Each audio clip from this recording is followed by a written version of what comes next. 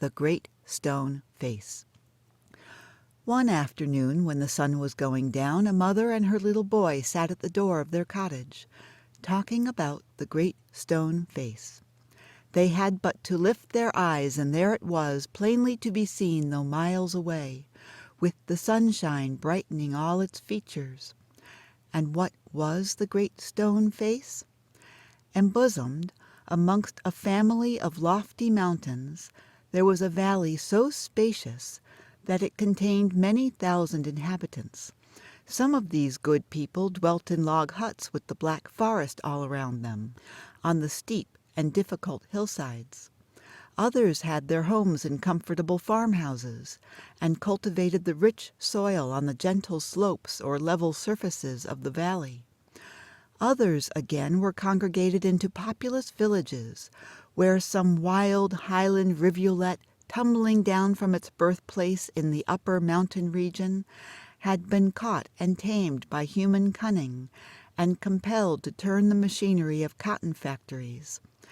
The inhabitants of this valley, in short, were numerous and of many modes of life. But all of them, grown people and children, had a kind of familiarity with the Great Stone Face.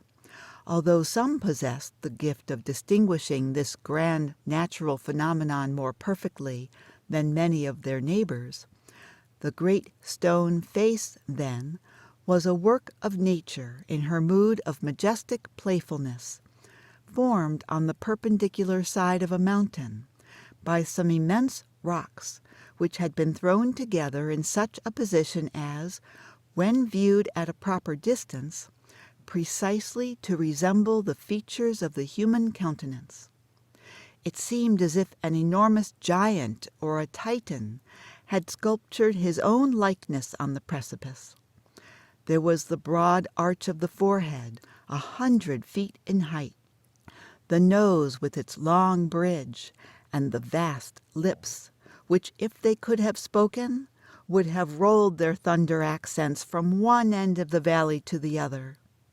True it is that if the spectator approached too near, he lost the outline of the giant visage, and could discern only a heap of ponderous and gigantic rocks, piled in chaotic ruin, one upon another.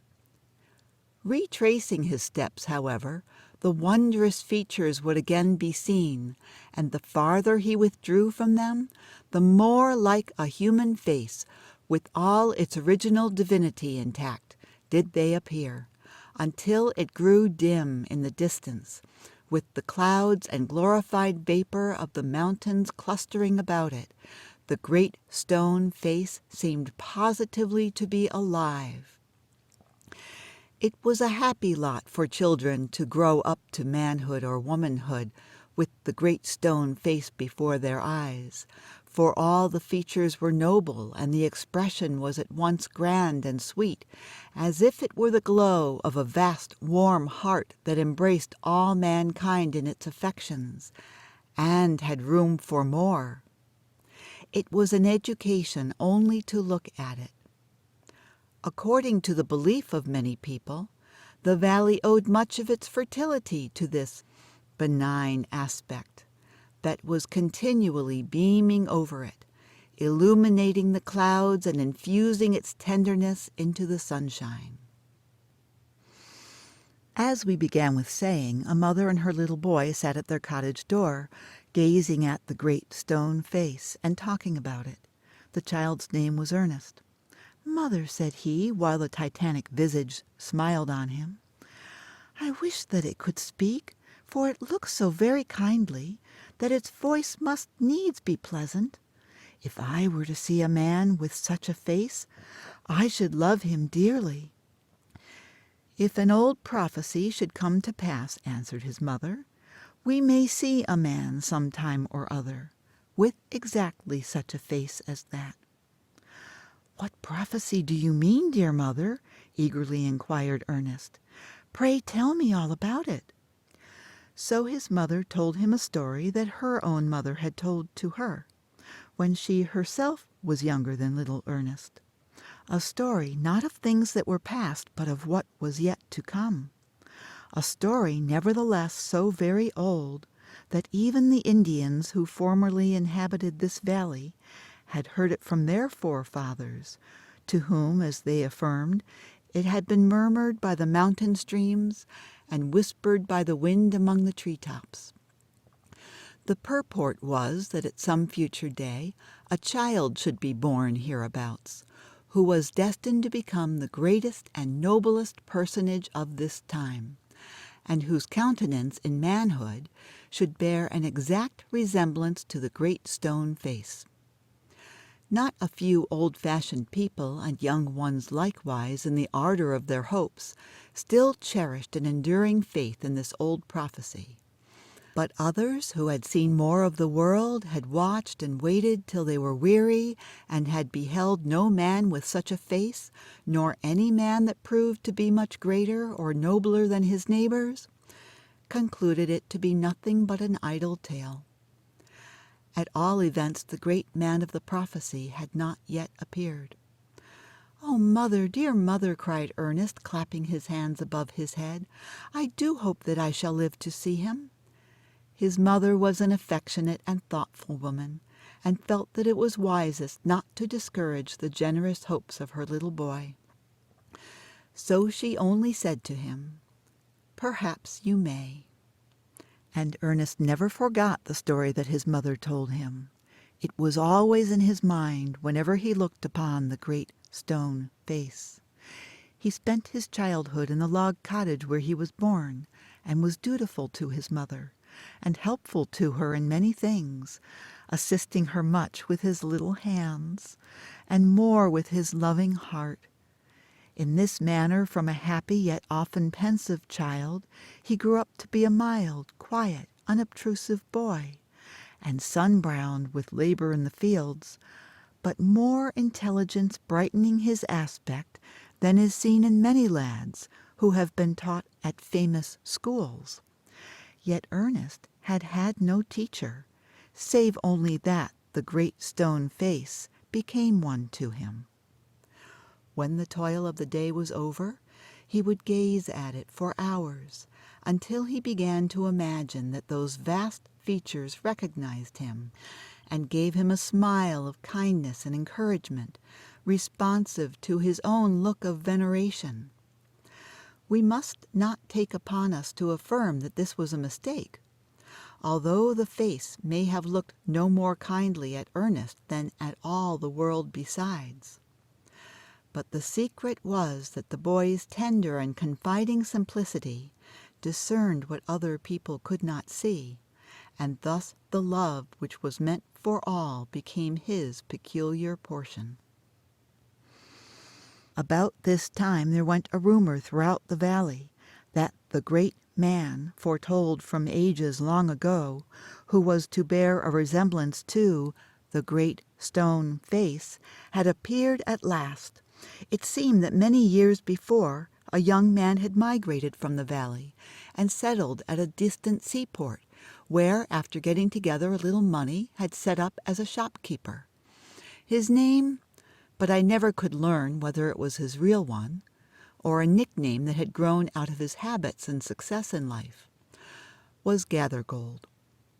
Being shrewd and active and endowed by Providence with that inscrutable faculty which develops itself in what the world calls luck, he became an exceedingly rich merchant, and owner of a whole fleet of bulky-bottomed ships. All the countries of the globe appeared to join hands for the mere purpose of adding heap after heap to the mountainous accumulation of this one man's wealth. The cold regions of the north, almost within the gloom and shadow of the Arctic Circle, sent him their tribute in the shape of furs. Hot Africa sifted for him the golden sands of her rivers, and gathered up the ivory tusks of her great elephants out of the forests. The East came bringing him the rich shawls and spices and teas and the effulgence of diamonds, and the gleaming purity of large pearls. The ocean, not to be behindhand with the earth, yielded up her mighty whales, that Mr. Gathergold might sell their oil and make a profit on it. Be the original commodity what it might, It was gold within his grasp. It might be said of him, as of Midas in the fable, that whatever he touched with his finger immediately glistened and grew yellow and was changed at once into sterling metal, or, which suited him still better, into piles of coin. And when Mr. Gathergold became so very rich that it would have taken him 100 years only to count his wealth, he bethought himself of his native valley and resolved to go back thither and end his days where he was born. With this purpose in view, he sent a skillful architect to build him such a palace as should be fit for a man of his vast wealth to live in. As I have said above, it had already been rumored in the valley that Mr. Gathergold had turned out to be the prophetic personage so long and vainly looked for, and that his visage was the perfect and undeniable similitude of the great stone face. People were the more ready to believe that this must needs be the fact when they beheld the splendid edifice that rose, as if by enchantment, on the site of his father's old weather-beaten farmhouse. The exterior was of marble so dazzlingly white that it seemed as though the whole structure might melt away in the sunshine, like those humbler ones which Mr. Gathergold in his young play-days, before his fingers were gifted with the touch of transmutation, had been accustomed to build of snow. It had a richly ornamented portico supported by tall pillars, beneath which was a lofty door studded with silver knobs and made of a kind of variegated wood that had been brought from beyond the sea. The windows from the floor to the ceiling of each stately apartment were composed, respectively, of but one enormous pane of glass, so transparently pure that it was said to be a finer medium than even the vacant atmosphere. Hardly anybody had been permitted to see the interior of this palace, but it was reported, and with good semblance of truth, to be far more gorgeous than the outside, insomuch that whatever was iron or brass in other houses was silver or gold in this. And Mr. Gathergold's bedchamber especially made such a glittering appearance that no ordinary man would have been able to close his eyes there. But on the other hand, Mr. Gathergold was now so inured to wealth that perhaps he could not have closed his eyes, unless where the gleam of it was certain to find its way beneath his eyelids. In due time the mansion was finished. Next came the upholsterers with magnificent furniture. Then a whole troop of black and white servants, the harbingers of Mr. Gathergold, who in his own majestic person was expected to arrive at sunset. Our friend Ernest, meanwhile, had been deeply stirred by the idea that a great man, the noble man, the man of prophecy, after so many ages of delay, was at length to be made manifest to his native valley. He knew, boy as he was, that there were 1,000 ways in which Mr. Gathergold, with his vast wealth, might transform himself into an angel of beneficence, and assume a control over human affairs as wide and benignant as the smile of the great stone face. Full of faith and hope, Ernest doubted not that what the people said was true, and that now he was to behold the living likeness of those wondrous features on the mountainside. While the boy was still gazing up the valley and fancying, as he always did, that the great stone face returned his gaze and looked kindly at him, the rumbling of wheels was heard, approaching swiftly along the winding road. "Here comes!" cried a group of people who were assembled to witness the arrival. "Here comes the great Mr. Gathergold!" A carriage, drawn by 4 horses, dashed round the turn of the road. Within it, thrust partly out of the window, appeared the physiognomy of a little old man, with a skin as yellow as if his own Midas hand had transmuted it. He had a low forehead, small sharp eyes puckered about with innumerable wrinkles, and very thin lips, which he made still thinner by pressing them forcibly together. "The very image of the Great Stone Face!" shouted the people. "Sure enough, the old prophecy is true, and here we have the great man come at last." And what greatly perplexed Ernest, they seemed actually to believe that here was the likeness which they spoke of. By the roadside there chanced to be an old beggar woman and 2 little beggar children, stragglers from some far-off region, who, as the carriage rolled onward, held out their hands and lifted up their doleful voices, most piteously beseeching charity.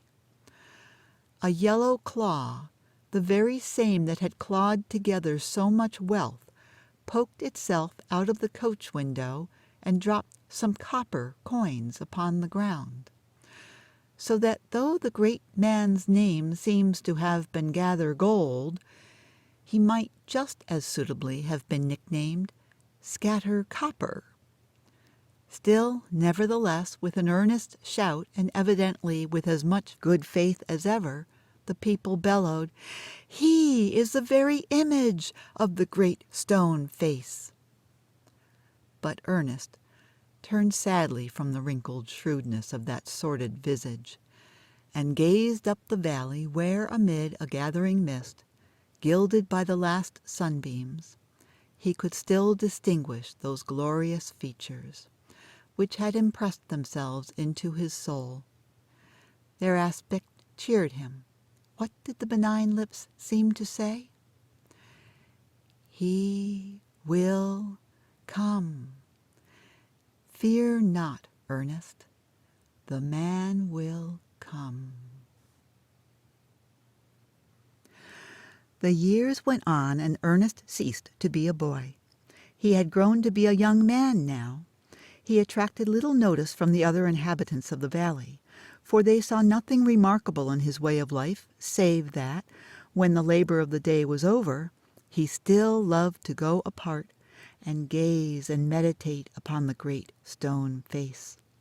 According to their idea of the matter, it was a folly indeed, but pardonable, inasmuch as Ernest was industrious, kind, and neighborly, and neglected no duty for the sake of indulging this idle habit.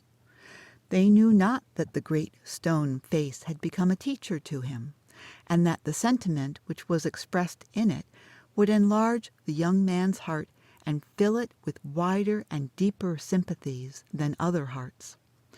They knew not that thence would come a better wisdom than could be learned from books, and a better life than could be molded on the defaced example of other human lives. Neither did Ernest know that the thoughts and affections which came to him so naturally in the fields and at the fireside and wherever he communed with himself were of a higher tone than those which all men shared with him. A simple soul, simple as when his mother first taught him the old prophecy. He beheld the marvelous features beaming adown the valley, and still wondered that their human counterpart was so long in making his appearance. By this time poor Mr. Gathergold was dead and buried, and the oddest part of the matter was that his wealth, which was the body and spirit of his existence, had disappeared before his death, leaving nothing of him but a living skeleton, covered over with a wrinkled yellow skin. Since the melting away of his gold, it had been very generally conceded that there was no such striking resemblance after all betwixt the ignoble features of the ruined merchant and that majestic face upon the mountainside. So the people ceased to honor him during his lifetime, and quietly consigned him to forgetfulness after his decease.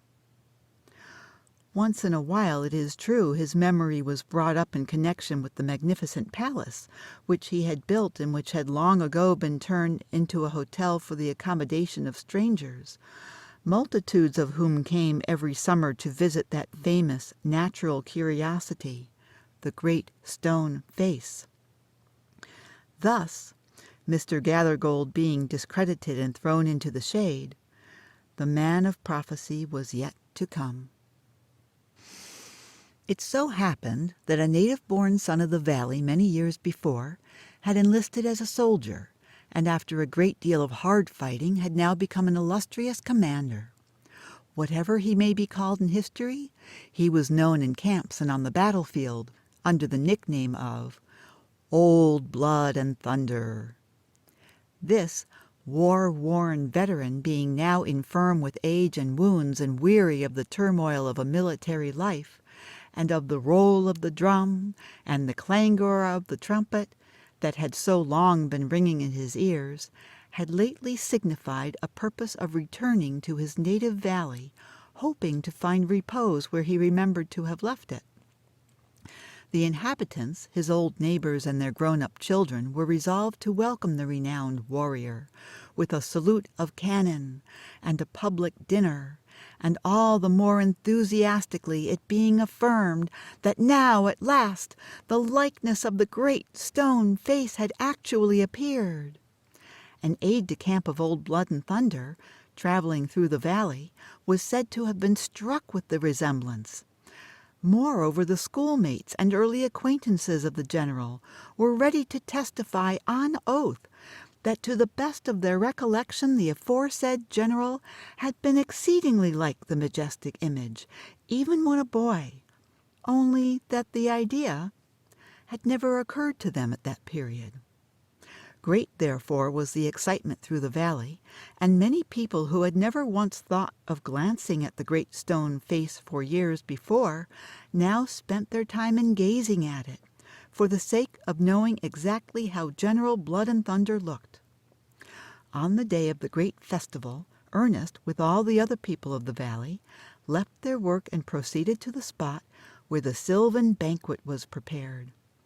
As he approached, the loud voice of the Reverend Dr. Battleblast was heard, beseeching a blessing on the good things set before them and on the distinguished friend of peace in whose honor they were assembled. The tables were arranged in a cleared space of the woods, shut in by the surrounding trees, except where a vista opened eastward and afforded a distant view of the great stone face. Over the general's chair, which was a relic from the home of Washington, there was an arch of verdant boughs, with the laurel profusely intermixed, and surmounted by his country's banner beneath which he had won his victories. Our friend Ernest raised himself on his tiptoes in hopes to get a glimpse of the celebrated guest. But there was a mighty crowd about the tables, anxious to hear the toasts and speeches, and to catch any word that might fall from the general in reply. And a volunteer company doing duty as a guard pricked ruthlessly with their bayonets at any particularly quiet person among the throng. So Ernest, being of an unobtrusive character, was thrust quite into the background, where he could see no more of Old Blood and Thunder's physiognomy than if it had been still blazing on the battlefield. To console himself, he turned towards the great stone face, which, like a faithful and long-remembered friend, looked back and smiled upon him through the vista of the forest. Meantime, however, he could overhear the remarks of various individuals who were comparing the features of the hero with the face on the distant mountainside. "'Tis the same face to a hair!" cried one man, cutting a caper for joy. "Wonderfully like, that's a fact," responded another. "Like? Why, I call it Old Blood and Thunder himself, in a monstrous looking-glass," cried a third. "And why not? He's the greatest man of this or any age, beyond a doubt." And then all three of the speakers gave a great shout which communicated electricity to the crowd, and called forth a roar from the 1,000 voices that went reverberating for miles among the mountains. You might have supposed that the great stone face had poured its thunder breath into the cry. All these comments and this vast enthusiasm served the more to interest our friend. Nor did he think of questioning that now at length the mountain visage had found its human counterpart. It is true, Ernest had imagined that this long-looked-for personage would appear in the character of a man of peace, uttering wisdom and doing good and making people happy. But taking an habitual breadth of view with all his simplicity, he contended that Providence should choose its own method of blessing mankind, and could conceive that this great end might be effected even by a warrior and a bloody sword, should inscrutable wisdom see fit to order matters so. "The general! The general!" was now the cry. "Hush! Silence! Old Blood and Thunder's going to make a speech." Even so, for the cloth being removed, the general's health had been drunk amid shouts of applause, and he now stood upon his feet to thank the company. Ernest saw him. There he was, over the shoulders of the crowd, from the 2 glittering epaulets and embroidered collar upward, beneath the arch of green boughs with intertwined laurel and the banner drooping as if to shade his brow. And there, too, visible in the same glance, through the vista of the forest, appeared the great stone face. And was there indeed such a resemblance as the crowd had testified? Alas! Ernest could not recognize it.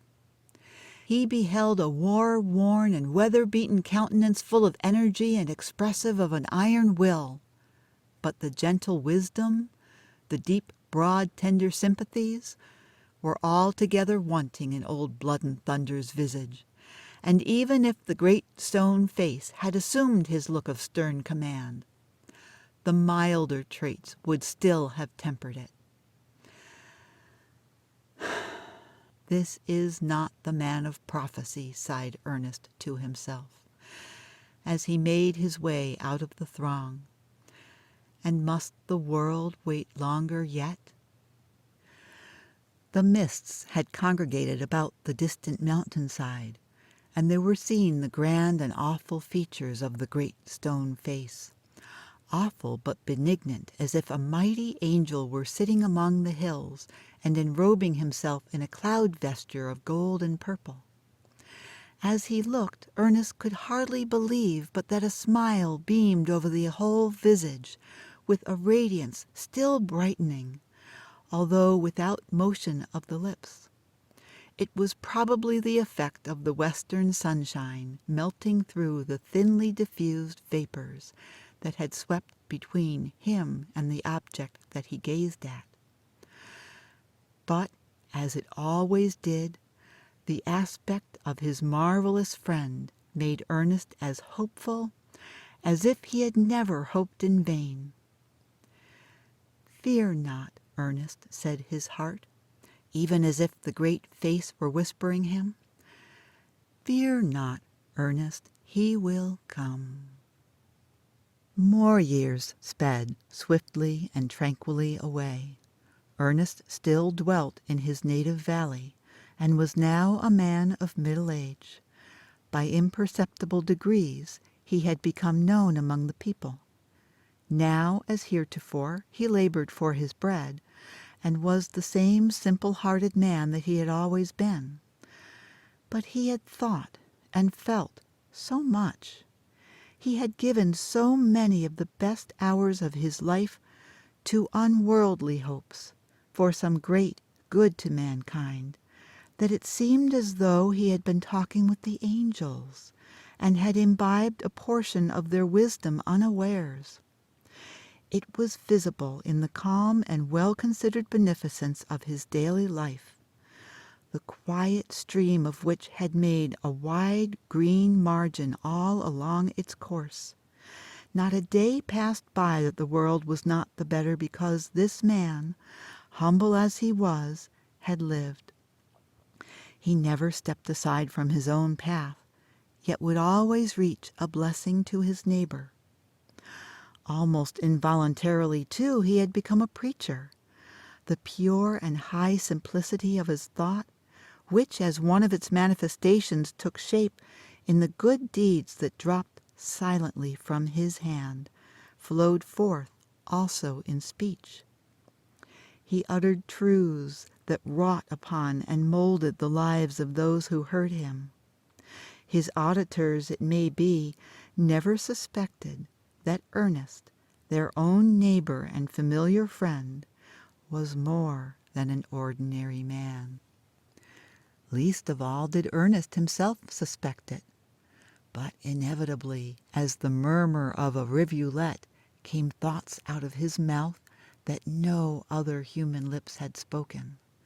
When the people's minds had had a little time to cool, they were ready enough to acknowledge their mistake in imagining a similarity between General Blood and Thunder's truculent physiognomy and the benign visage on the mountainside.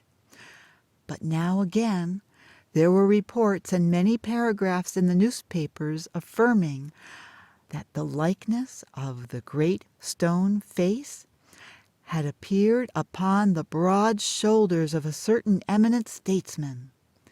He, like Mr. Gathergold and Old Blood and Thunder, was a native of the valley, but had left it in his early days and taken up the trades of law and politics. Instead of the rich man's wealth and the warrior's sword, he had but a tongue, and it was mightier than both together.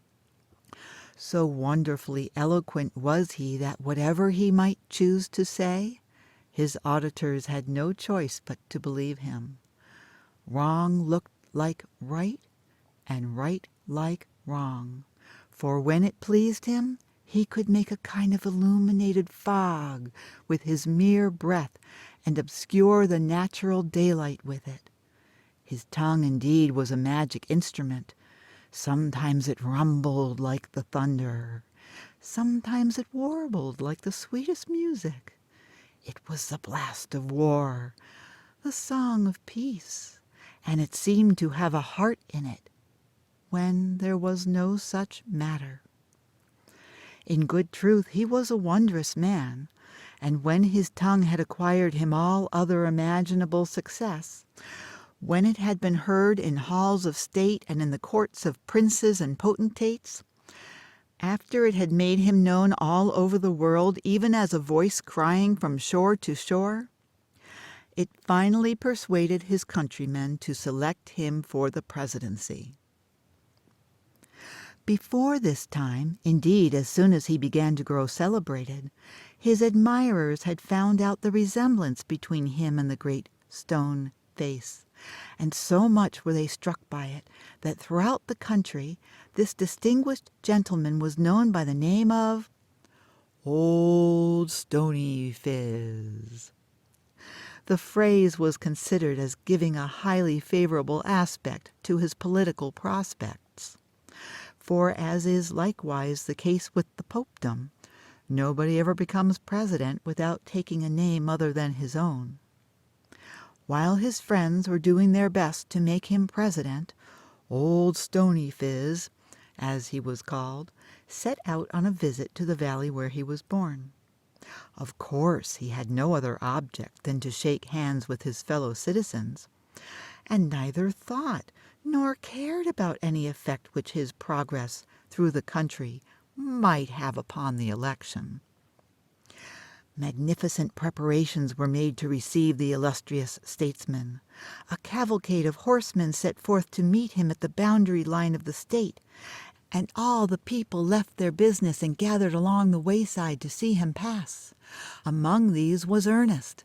Though more than once disappointed, as we have seen, he had such a hopeful and confiding nature that he was always ready to believe in whatever seemed beautiful and good. He kept his heart continually open, and thus was sure to catch the blessing from on high when it should come. So now again, as buoyantly as ever, he went forth to behold the likeness of the great stone face. The cavalcade came prancing along the road with a great clattering of hoofs and a mighty cloud of dust, which rose up so dense and high that the visage of the mountainside was completely hidden from Ernest's eyes. All the great men of the neighborhood were there on horseback, militia officers in uniform, the member of Congress, the sheriff of the county, the editors of newspapers, and many a farmer, too, had mounted his patient steed with his Sunday coat upon his back. It really was a very brilliant spectacle, especially as there were numerous banners flaunting over the cavalcade, on some of which were gorgeous portraits of the illustrious statesman and the great stone face, smiling familiarly at one another, like two brothers. If the pictures were to be trusted, the mutual resemblance, it must be confessed, was marvelous. We must not forget to mention that there was a band of music which made the echoes of the mountains ring and reverberate with the loud triumph of its strains, so that airy and soul-thrilling melodies broke out among the heights and hollows, as if every nook of his native valley had found a voice to welcome the distinguished guest. But the grandest effect was when the far-off mountain precipice flung back the music, for then the great stone face itself seemed to be swelling the triumphant chorus in acknowledgment that at length the man of prophecy was come. All this while the people were throwing up their hats and shouting with enthusiasm so contagious that the heart of Ernest kindled up, and he likewise threw up his hat and shouted as loudly as the loudest, "Huzzah for the great man! Huzzah for the old Stony Phiz!" But as yet he had not seen him. "Here he is now," cried those who stood near Ernest. "There, there, look at old Stony Phiz, and then at the old man of the mountain, and see if they are not as like as two twin brothers." In the midst of all this gallant array came an open barouche, drawn by 4 white horses, and in the barouche, with his massive head uncovered, sat the illustrious statesman, old Stony Phiz himself. "Confess it," said one of Ernest's neighbors to him. "The great stone face has met its match at last." Now it must be owned that at his first glimpse of the countenance which was bowing and smiling from the barouche, Ernest did fancy that there was a resemblance between it and the old familiar face upon the mountainside. The brow, with its massive depth and loftiness, and all the other features indeed, were boldly and strongly hewn, as if in emulation of a more than heroic, of a titanic model. But the sublimity and stateliness, the grand expression of a divine sympathy that illuminated the mountain visage and etherealized its ponderous granite substance into spirit, might here be sought in vain. Something had been originally left out, or had departed, and therefore the marvelously gifted statesman had always a weary gloom in the deep caverns of his eyes, as of a child that has outgrown its playthings, or a man of mighty faculties and little aims, whose life, with all its high performances, was vague and empty, because no high purpose had endowed it with reality. Still Ernest's neighbor was thrusting his elbow into his side and pressing him for an answer. "Confess, confess, is not he the very picture of your old man of the mountain?" "No," said Ernest bluntly. "I see little or no likeness." "Then so much the worse for the great stone face," answered his neighbor, and again he set up a shout for the old Stony Phiz. But Ernest turned away, melancholy and almost despondent, for this was the saddest of his disappointments. To behold a man who might have fulfilled the prophecy and had not willed to do so.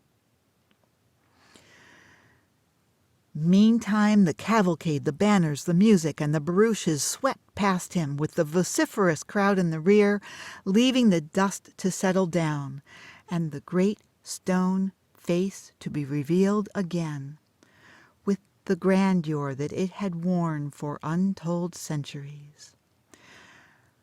Lo, here I am, Ernest, the benign lips seemed to say. I have waited longer than thou, and am not yet weary. Fear not, the man will come. The years hurried onward, treading in their haste on one another's heels, and now they began to bring white hairs and scatter them over the head of Ernest. They made reverend wrinkles across his forehead and furrows in his cheeks. He was an aged man, but not in vain had he grown old. More than the white hairs on his head were the sage thoughts in his mind. His wrinkles and furrows were inscriptions that time had engraved, and in which he had written legends of wisdom that had been tested by the tenor of a life. And Ernest had ceased to be obscure. Unsought for, undesired had come the fame which so many seek, and made him known in the great world beyond the limits of the valley in which he had dwelt so quietly. College professors, and even the active men of cities, came from afar to see and converse with Ernest, for the report had gone abroad that this simple husbandman had ideas unlike those of other men, not gained from books, but of a higher tone, a tranquil and familiar majesty, as if he had been talking with the angels as his daily friends. Whether it were sage, statesman, or philanthropist, Ernest received these visitors with the gentle sincerity that had characterized him from boyhood, and spoke freely with them of whatever came uppermost, or lay deepest in his heart or their own. While they talked together, his face would kindle unawares and shine upon them as with a mild evening light. Pensive with the fullness of such discourse, his guests took leave and went their way, and passing up the valley, paused to look at the great stone face, imagining that they had seen its likeness in human countenance, but could not remember where. While Ernest had been growing up and growing old, a bountiful providence had granted a new poet to this earth. He likewise was a native of the valley, but had spent the greater part of his life at a distance from the romantic region, pouring out his sweet music amid the bustle and din of cities. Often, however, did the mountains which had been familiar to him in his childhood lift their snowy peaks into the clear atmosphere of his poetry. Neither was the great stone face forgotten, for the poet had celebrated it in an ode, which was grand enough to have been uttered by its own majestic lips. This man of genius, we might say, had come down from heaven with wonderful endowments. If he sang of a mountain, the eyes of all mankind beheld a mightier grandeur reposing on its breast, or soaring to its summit than had before been seen there.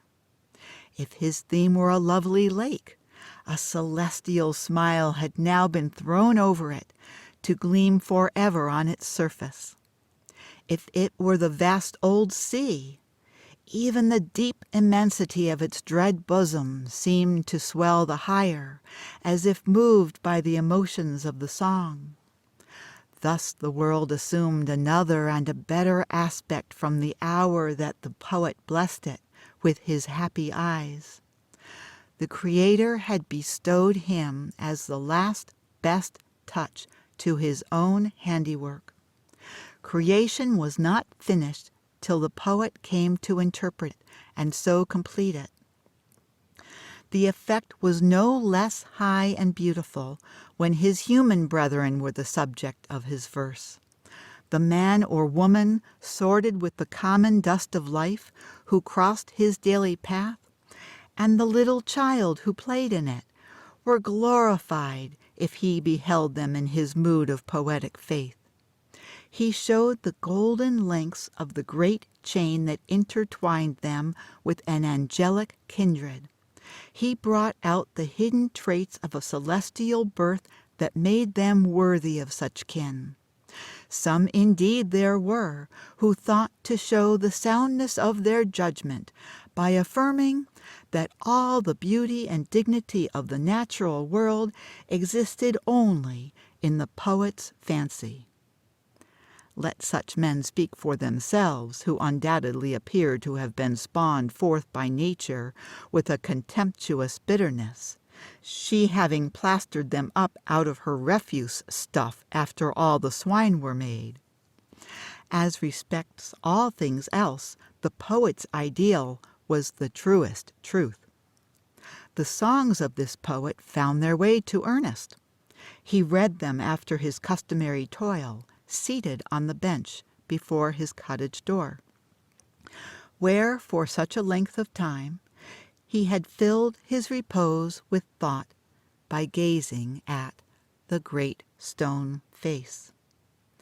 And now, as he read stanzas that caused the soul to thrill within him, he lifted his eyes to the vast countenance beaming on him so benignantly. "Oh, majestic friend," he murmured, addressing the great stone face. The songs of this poet found their way to Ernest. He read them after his customary toil, seated on the bench before his cottage door, where for such a length of time he had filled his repose with thought by gazing at the great stone face. And now, as he read stanzas that caused the soul to thrill within him, he lifted his eyes to the vast countenance beaming on him so benignantly. "Oh, majestic friend," he murmured, addressing the great stone face. "Is not this man worthy to resemble thee?" The face seemed to smile, but answered not a word.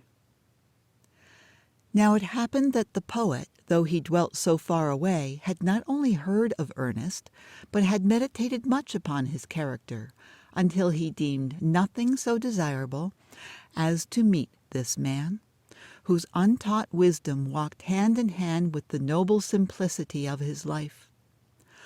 One summer morning, therefore, he took passage by the railroad, and in the decline of the afternoon alighted from the cars at no great distance from Ernest's cottage. The great hotel, which had formerly been the palace of Mr. Gathergold, was close at hand, but the poet, with his carpet-bag on his arm, inquired at once where Ernest dwelt, and was resolved to be accepted as his guest. Approaching the door, he there found the good old man holding a volume in his hand, which alternately he read, and then, with a finger between the leaves, looked lovingly at the great stone face. "Good evening," said the poet. "Can you give a traveler a night's lodging?" "Willingly," answered Ernest, and then he added, smiling, "Methinks I never saw the great stone face look so hospitably at a stranger." The poet sat down on the bench beside him, and he and Ernest talked together. Often had the poet held intercourse with the wittiest and the wisest, but never before with a man like Ernest, whose thoughts and feelings gushed up with such a natural freedom, and who made great truths so familiar by his simple utterance of them. Angels had been so often said, seemed to have wrought with him at his labor in the fields. Angels seemed to have sat with him by the fireside, and dwelling with angels as friend with friends, he had imbibed the sublimity of their ideas and imbued it with the sweet and lowly charm of household words. So thought the poet. and Ernest, on the other hand, was moved and agitated by the living images which the poet flung out of his mind, and which peopled all the air about the cottage door with shapes of beauty, both gay and pensive.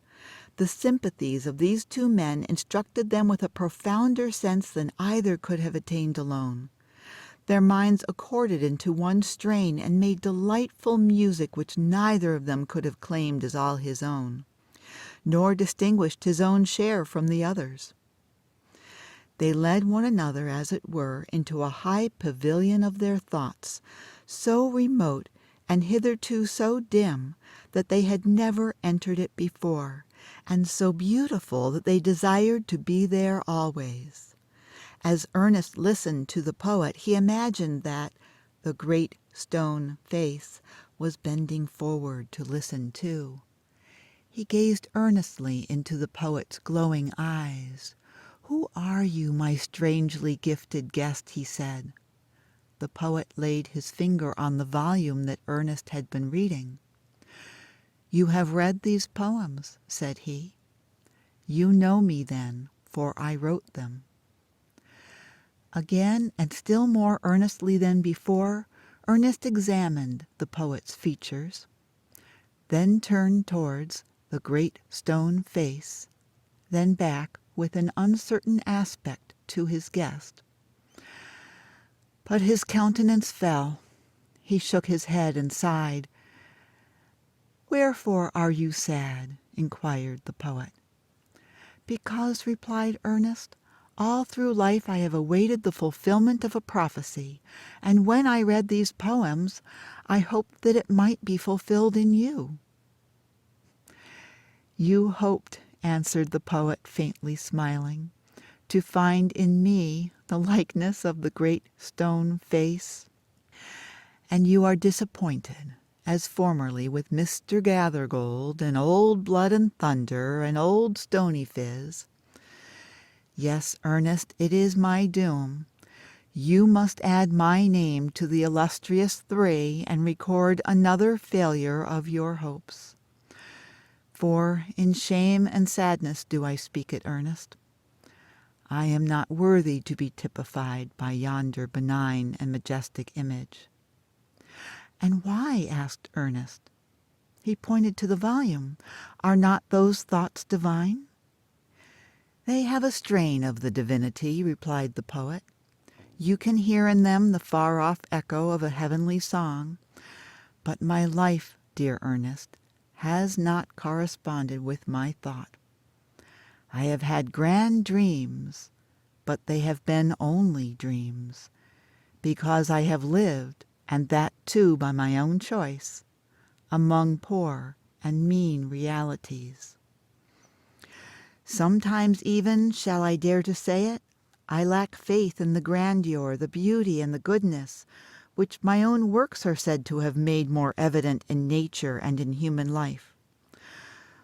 Why, then, pure seeker of the good and true, shouldst thou hope to find me in yonder image of the divine?" The poet spoke sadly, and his eyes were dim with tears. So likewise were those of Ernest. At the hour of sunset, as had long been his frequent custom, Ernest was to discourse to an assemblage of the neighboring inhabitants in the open air. He and the poet, arm in arm, still talking together as they went along, proceeded to the spot. It was a small nook among the hills with a gray precipice behind, the stern front of which was relieved by the pleasant foliage of many creeping plants that made a tapestry for the naked rock by hanging their festoons from all its rugged angles. At a small elevation above the ground, set in a rich framework of verdure, there appeared a niche spacious enough to admit a human figure, with freedom for such gestures as spontaneously accompany earnest thought and genuine emotion.